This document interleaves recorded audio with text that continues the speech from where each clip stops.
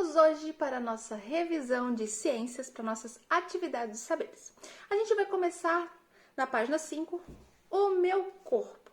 Nós sabemos que o nosso corpo, para facilitar o conhecimento, para facilitar os estudos, ele é dividido em 5 níveis. Quais são esses níveis?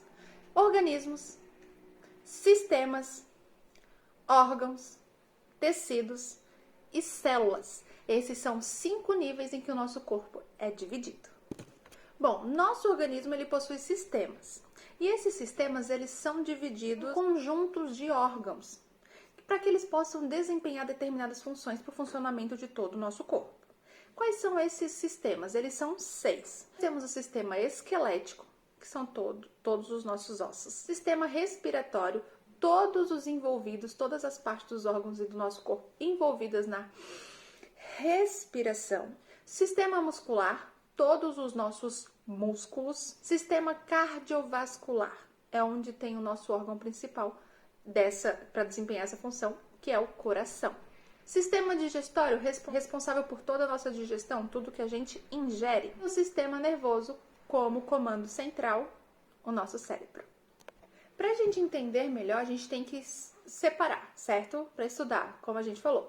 Nós temos as células. As células são as menores unidades que compõem o nosso corpo. Todas as partes do nosso corpo são formadas por células. Os tecidos, os órgãos.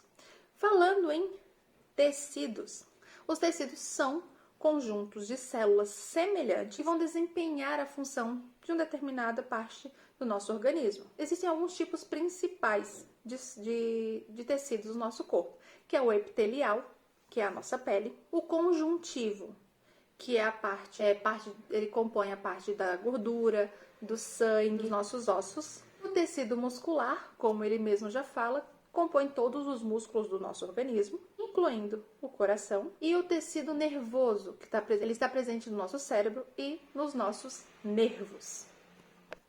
Então, o funcionamento do nosso organismo, do nosso corpo, está todo dependendo do bom funcionamento e do envolvimento de todos esses sistemas.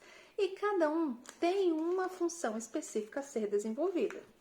O nosso sistema respiratório, ele é responsável pela troca gasosa entre o nosso organismo e o ambiente.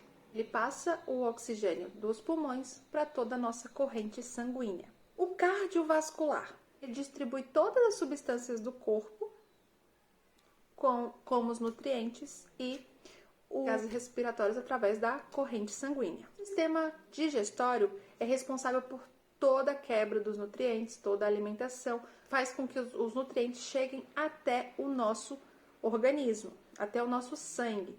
Ele é responsável por toda a digestão. O sistema nervoso ele é responsável por todos os comandos das funções voluntárias. Correr, pular, saltar, gritar, falar. E também pelas involuntárias, que é respirar, nossos batimentos cardíacos, porque a gente não para assim para pensar, vou parar o meu coração. Não. Aquilo ali ele já está recebendo comando lá do nosso sistema nervoso central. E o esquelético? O esquelético ele tem a função tanto de proteger os órgãos, como a gente falou, o crânio protege o cérebro, as costelas protegem todos os órgãos internos. A locomoção também é possível graças aos esqueletos, porque a gente tem aquela parte mais fixa, aquela parte mais dura do nosso corpo, que são os ossos, e faz com que a gente se locomova com mais facilidade. Vamos agora falar um pouco sobre micro-organismos. Quando a gente fala micro, a gente já quer falar sobre algo bem pequenininho, que é possível ver apenas através de aparelhos como microscópios, pois eles não são vistos a olho nu.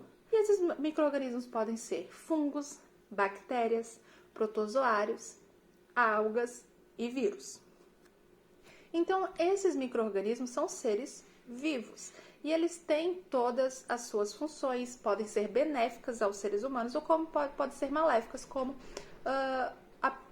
podem provocar doenças. Alguns desses micro-organismos eles se alimentam através da fotossíntese. E micro-organismos são esses? Apenas algumas bactérias e As algas são os únicos micro-organismos que fazem a alimentação através da fotossíntese. Mas como a gente disse, os vírus podem causar doenças, bactérias podem causar doenças, mas alguns desses micro-organismos eles podem fazer bem também.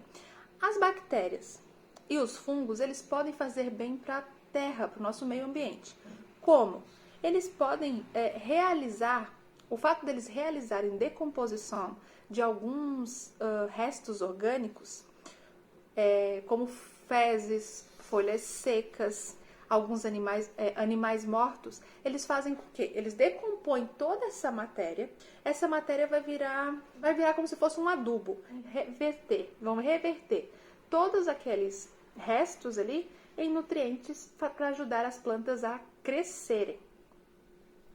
E a gente encontra as bactérias, esses micro-organismos espalhados por todos os lugares. Mas nós também temos alguns micro-organismos que estão dentro de nós. Junto desses micro-organismos que estão dentro do nosso organismo, o nome é microbiótica. Muitos deles são muito importantes para o nosso funcionamento. Por exemplo, alguns existem dentro do nosso intestino. Fazendo o que ali dentro, prof? Alguns eles produzem vitaminas, eles estão ali para proteger alguns órgãos. Algumas bactérias elas podem ser tidas até como protetoras. Quando vier alguma coisa que não está correta, elas vão atacar e eliminar. Mas desde que o nosso organismo esteja todo certinho, com vitaminas, uma boa alimentação, bons exercícios físicos, elas vão estar ali fortes para nos defender. Então, esses micro-organismos, eles têm funções benéficas para o nosso corpo. Eles podem impedir, quais são as principais funções deles dentro do nosso organismo? Eles podem impedir o crescimento de outros micro-organismos que causam doenças, ajudam na digestão dos alimentos e podem produzir vitaminas que vão nos auxiliar nesse processo todo de manutenção do nosso corpo.